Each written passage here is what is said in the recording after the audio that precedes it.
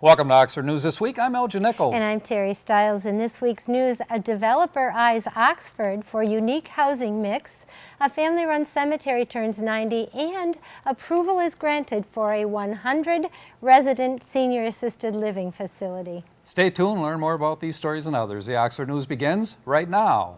A developer that builds small residential communities for individuals with developmental disabilities considering a project in Oxford. Ann Arbor Business Three Oaks Communities has reached out to Oxford Township about a 13-acre piece of vacant land. According to Bruce Michael, partner and director of the Three Oaks Company, he is considering 12-acre site also in the Oxford area in addition to this site.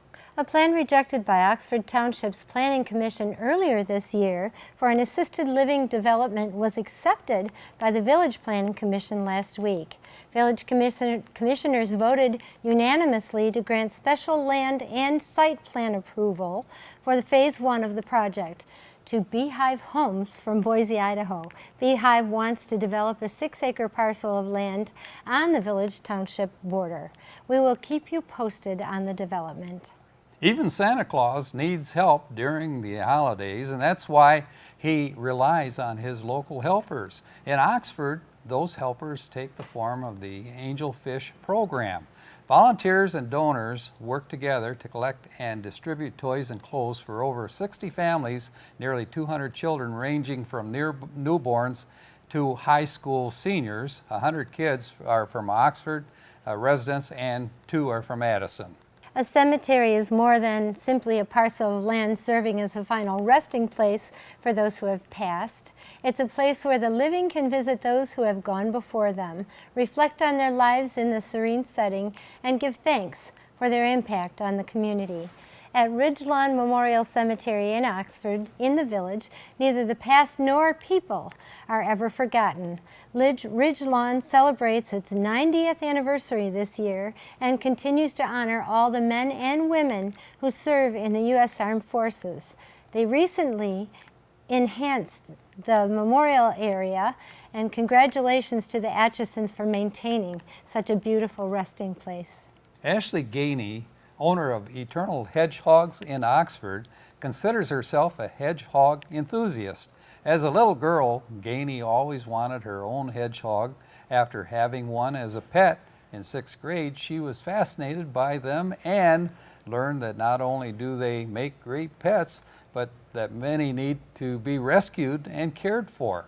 After adopting her first hedgehog for her son in 2011, Gainey said she became inspired to help others learn about the joys of caring for them. That year, she set up shop and has been bringing adorable hedgehogs along with products for their care to the consumers ever since. 'Tis the season, and there's no need to drive miles and miles to view a massive animated Christmas light display, because we have one right here in our own backyard. Thanks goes out to Jason Hickmott, a 1996 Oxford graduate, who is again inviting the public to his home to see about 80,000 lights, which cover the property and his home at 190 Amy Lynn Drive in Metamora Township. Get into the holiday spirit and take a trip out to see the wonderful display. On Saturday, December 16th, Ridgelawn Memorial Cemetery in Oxford Village invited the public to lay wreaths on veterans' graves. Afterwards, folks paid tribute to their service and sacrifices by staying for the annual Wreaths Across America ceremony. Every volunteer who placed wreath on a grave was encouraged to say that veterans' name aloud and thank them for their service. Thanks to the fundraising efforts by the Oxford Boy Scout Troop 366, over $2,500 was raised to purchase over 200 wreaths for the event. Scouts and their parents were also there to help place the wreaths. That's it for Oxford News this week. If you'd like to learn more about these stories and others, pick up a copy of the Oxford Leader newspaper, or better yet, catch us on our website at occtv.org or on YouTube, and of course, your regular cable channel, Charter 191 or AT&T Channel 99. And coming up soon on OCTV, our very own Cody Wright with Sports Report, and catch John Ochins with Schools News. Then you won't want to miss Auto Talk and Science in the News with Dave Kenny. I'm Terry Stiles. Thanks for watching Oxford News this week, where we bring your news closer to home. And I'm Elgin Nichols. Remember, always be kind to your friends and neighbors, and thanks for watching. And have a very safe and happy Christmas. And a Happy New Year.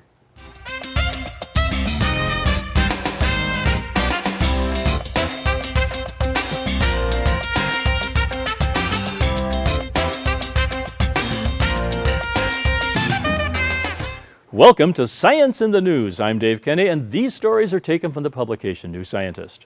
In our first story, Donald Trump wants NASA to shoot for the moon. On December 11th, the 45th anniversary of the Apollo 17 lunar landing, the U.S. president signed a directive telling NASA to focus on human exploration with an eye to getting back to the moon. This time, we will not only plant our flag and leave our footprint, we will establish a foundation for an eventual mission to Mars and perhaps someday to many worlds beyond, Trump said in a press conference before signing. Under President Obama, NASA's main target for crewed missions was the Red Planet. It isn't clear how the shift in focus will affect NASA's timeline for an eventual mission to Mars. Trump and Vice President Mike Pence both emphasized the importance of a U.S. military presence on the moon. Pence said it will enhance our national security and our capacity to provide for the common defense of the people of the United States of America. Trump signed Space Policy Directive 1 following a recommendation by the National Space Council, reestablished this June after 24 years of inactivity and led by Pence. Details of the directive remain murky, but Pence has shown an enthusiasm for partnerships with commercial space firms. How it will be funded is also not clear. The Apollo program cost NASA an estimated $200 billion in today's money. On the medical front, an incurable inherited illness that kills many of those affected by their 40s may be slowed by a novel drug injected into fluids surrounding the spine and brain. Although the results of a trial in 46 people with Huntington's disease in the UK, Germany, and Canada were only preliminary, independent neurologists were still cautiously optimistic. The drug is designed to stop production of the Huntington protein, which is mutated in those with the condition and kills brain cells, causing gradual loss of mobility and brain activity. Before it can be produced, the treatment intercepts and destroys RNA that carries the instruction to make the protein. It is the first time a drug has cut levels of the toxic version of Huntington in the nervous system of people. A larger trial will be needed to see if this slows disease progression. Good work. And on the insect front, bumblebees aren't just hard workers, they're efficient too. These insects have a grasp of math that enables them to crack the classic traveling salesman problem as they forage for pollen and nectar. The problem, a benchmark of computer science, poses the question, given a list of cities and the distances between each pair of cities, what is the shortest possible route that visits each city and returns to the original city? That was the conundrum facing bumblebees let loose on an array of artificial flower feeding stations at Rothamsted Research in Harpenden, UK.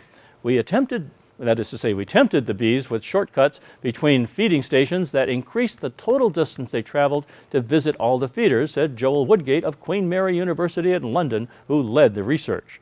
Initially, the bees fell into the trap, opting for short-term gain but ending up with a longer, more exhausting journey as they visited every flower in turn. Gradually, the insects refined their flight paths and found the most effective traveling salesman solution.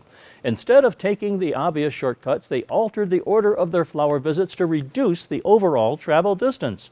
The team studied 6 bumblebees making 201 flights using a special type of radar capable of identifying signature reflections from tiny transponders attached to the insects. We tracked every single foraging flight that the bees undertook as they learned about the feeder array, with the radar telling us the position of the bee every 3 seconds with an accuracy of 2 meters, he said. Animals cannot inspect a map to find out where the best food sources are and plan how to get to them. Instead, they must explore the landscape, discovering locations one by one, and then they face the challenge of integrating their spatial memories into an efficient route. animated heat maps based on the radar tracks show how the bees adapted new flight paths and forgot others as navigation improved. Their findings could help in the development of artificial intelligence and advanced robots, the researchers say. Understanding how pollinating insects search for food could also help reduce the threats posed by habitat loss and intensive farming.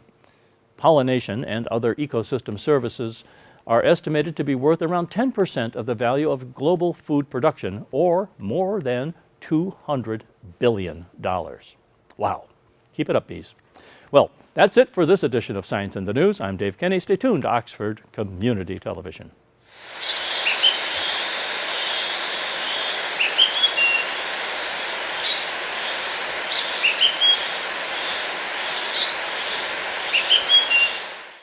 I'm John Ochins, and welcome to the Oxford Wildcats School Update.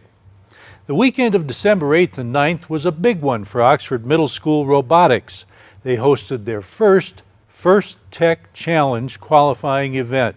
The OMS teams include TOWR 5291, the Cyborg Cats Team 11231, and the Electric Cats Team 11230.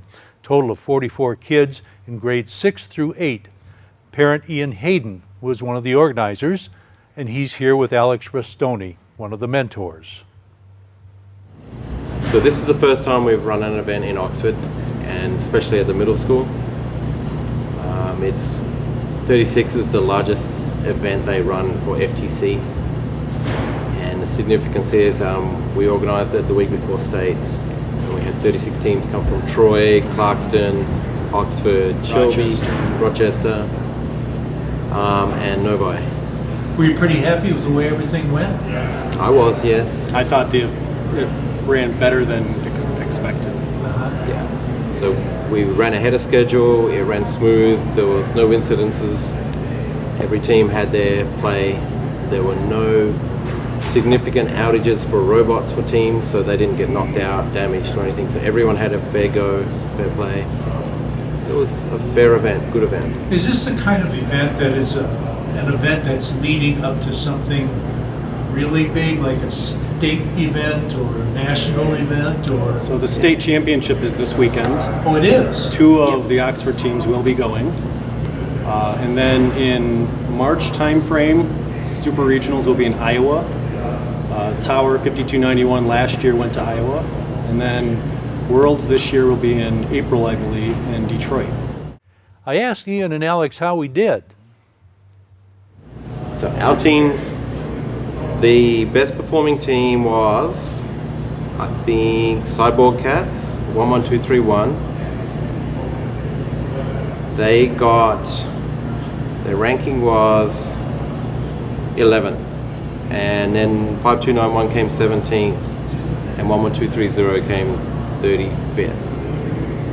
Now, And with the awards, so not only is there ranking with the robot competition, there's also awards given out.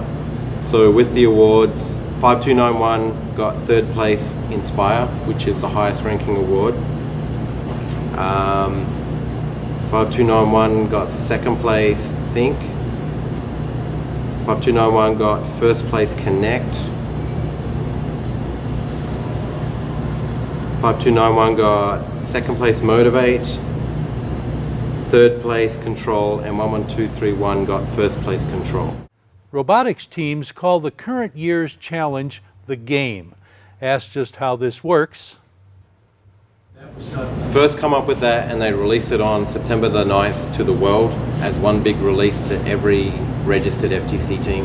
and will the game be different at the state event Nope. and the national event? It's the same every week. It's the same. So this is kind of a practice run, really, for the kids, isn't it? As they work their way up the ladder. It's a qualification, yeah. So they practice. They have 8 weeks to build that robot and design it. So once they get told what the competition is, they have 8 to 10 weeks to build it and prepare for the interview for the awards. Then they got to come to a qualifier like we just had, and there's 5 weeks of qualification matches, then the states. So they have 2 chances to qualify to go to states, only 2. How do you feel about how our middle school kids are doing? Oh, I think they're doing great. I think it's amazing what Yeah. they do in such little time. If they do well enough, these kids could actually compete with high schoolers. Kids go, if they qualify this year for super regionals or worlds, only Michigan is at middle school. So they'll be competing against high schoolers when they get out of state. So Oh, really? you see some of our little kids driving robots next to kids with beards. As with all robotics teams, volunteers mean everything. You want to add? So we have a lot of volunteer, like parents that come and help us too. So each team, we have 4 or 5 parents that mentor our team alone, and then each of the other teams. So we've got about 15 to 20 parents in Oxford that support our teams, at least 12 hours a week.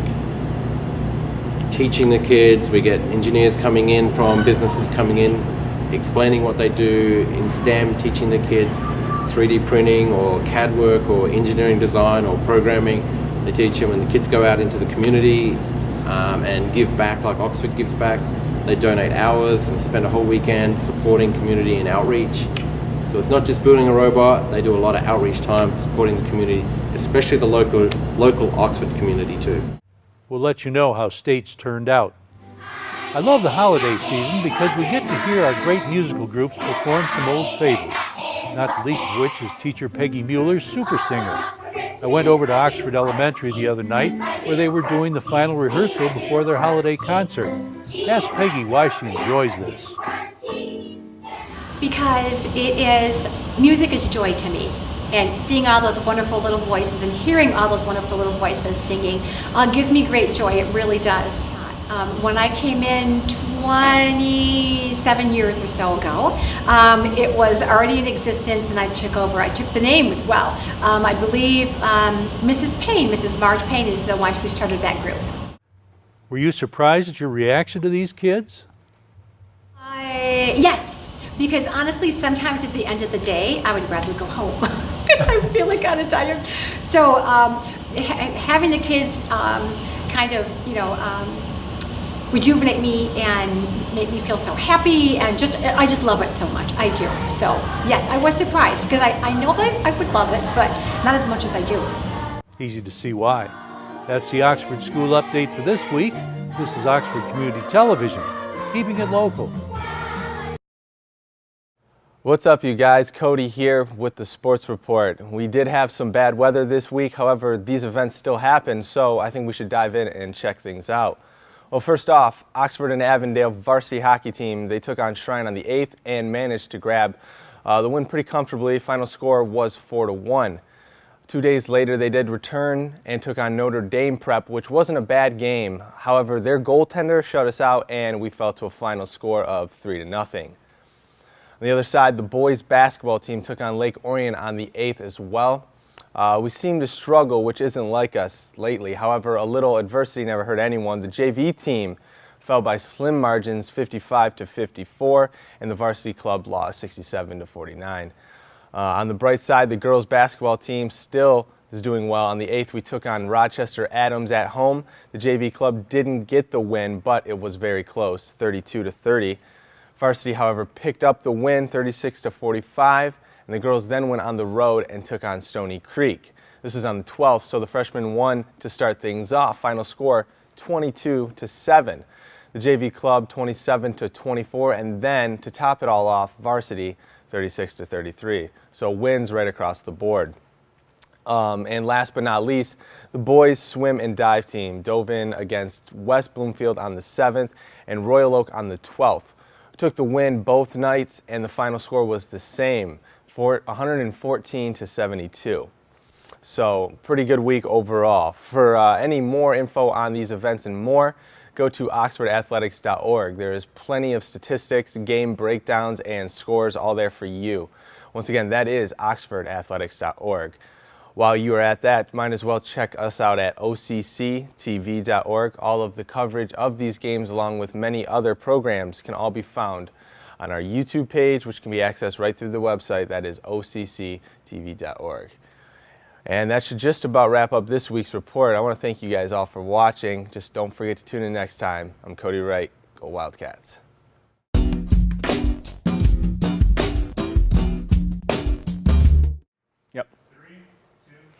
Welcome to this edition of Auto Talk. I'm Dave Kenny, and these stories are taken from the publication Automotive News. In our first story, Ford Motor Company plans to end North American production of the Fusion midsize sedan at the end of the decade. Automotive News has learned, casting doubt about the future of the nameplate in the U.S. as consumers shun cars for crossovers and SUVs. The automaker has begun informing suppliers that it will not build the next generation Fusion at its plant in Hermosillo, Mexico, where the car is currently made, according to sources familiar with the discussions. It's unclear whether Ford would stop selling the Fusion in the U.S., replace it with different vehicles, or build it elsewhere. The car will not be shipped to the United States from China, Ford said on December 13th, denying a report from Reuters that the automaker would consolidate global production of the Fusion and Mondeo sedans in China. Ford currently builds the Mondeo in China for that market as part of its joint venture with Changan Ford, and it makes the European Mondeo in Valencia, Spain.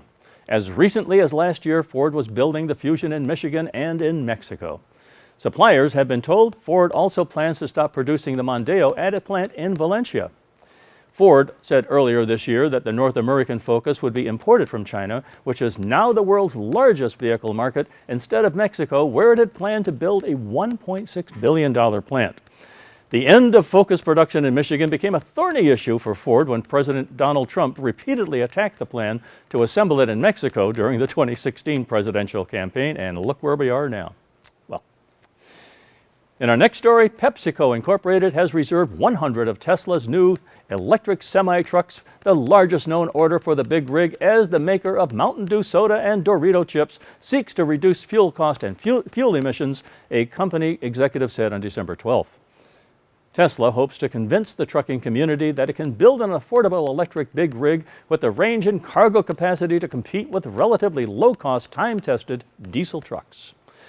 PepsiCo intends to deploy Tesla semis for shipments of snack foods and beverages between manufacturing and distribution centers, with direct to retailers within the 500-mile range promised by Tesla CEO Elon Musk. Tesla expects the truck to be in production by 2019, and Tesla initially asked $5,000 per truck for pre-orders, but that amount has since risen to $20,000. And over at Jeep, the engineers of the Jeep Wrangler had a conundrum. How do you redesign one of the most iconic SUVs on the road to survive tougher fuel economy standards without abandoning the brick-like shape that's essential to its appeal? At first glance, the styling of the next-generation Wrangler doesn't appear to have changed that much. But a bend here and a curve there improved aerodynamics by 9%, according to Mike Manley, Jeep's brand chief. Here's a look at how Wrangler engineers preserve the model's looks while still managing to make the SUV a little more slippery through the air. The Wrangler still has Jeep's trademark 7-slot grille, but now there's a subtle bend about 2/3 the way up that allows air to flow more efficiently over the face of the SUV and stay snug across the hood. Design chief Mark Allen felt pressure to relent on Wrangler's vertically angled windshield, so he had a poster printed with a couple of dozen images of Wranglers with progressively more slanted ones. He ran it by his team to spark conversations about just how far they would go before it would become too slanted. There was near total unanimity about where to draw the line. Fortuitously, the last acceptable angle was also the one that produced the best overall aerodynamics. The side mirrors of the 2018 aren't any smaller than on the current model, but they are shaped in conjunction with the hood and windshield to allow air to pass more smoothly. The ability to slip through the air is made a little easier by a slight taper in the Wrangler's roof that makes it an inch or so narrower at the back than at the front. The rearmost pillar of the SUV is more rounded compared with the previous model, and at the very back of that roof is a subtle little spoiler called a lip spoiler. It smooths out and directs the airflow to reduce turbulence, and the Wrangler also gets a little longer and wider.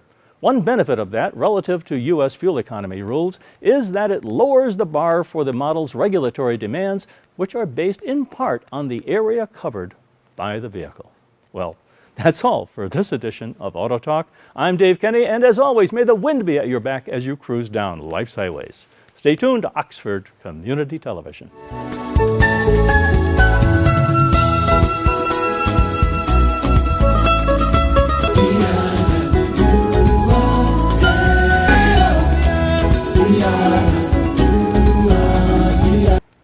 Hi, I'm Julie Hogan. Welcome to your weekly calendar of events where we feature your weekly community events for Oxford and Addison Township, including charity, special fundraisers, and general community information. If you or your organization would like us to help you get your message out to our viewing public, please contact us at 248-628-9658 or go to our website, occtv.org.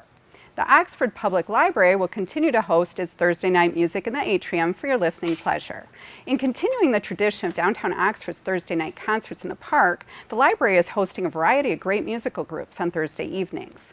The next musical group, Mountain Echo Dulcimer, will perform Thursday, December 21st at 7 p.m. For more info on this upcoming event and others, contact the Oxford Library at 248-628-3034 or go to their website at miopl.net and click on events. Find your New Year fuzzy friend and help them find a forever home. The Canine Stray Rescue League will be hosting doggy adoptions at the Harvest Time Farm Market located at 1125 South Lapeer Road in Oxford. Adoptions are held on the second and fourth Saturday of each month from 11 a.m. until 2 p.m. In addition to helping dogs find loving homes, this group works with organizations that use dogs to help people in need, such as Leader Dogs for the Blind and the U.S. Customs agents. For more information about this or other adoption events, go to caninestray.com or call 248-628-0435.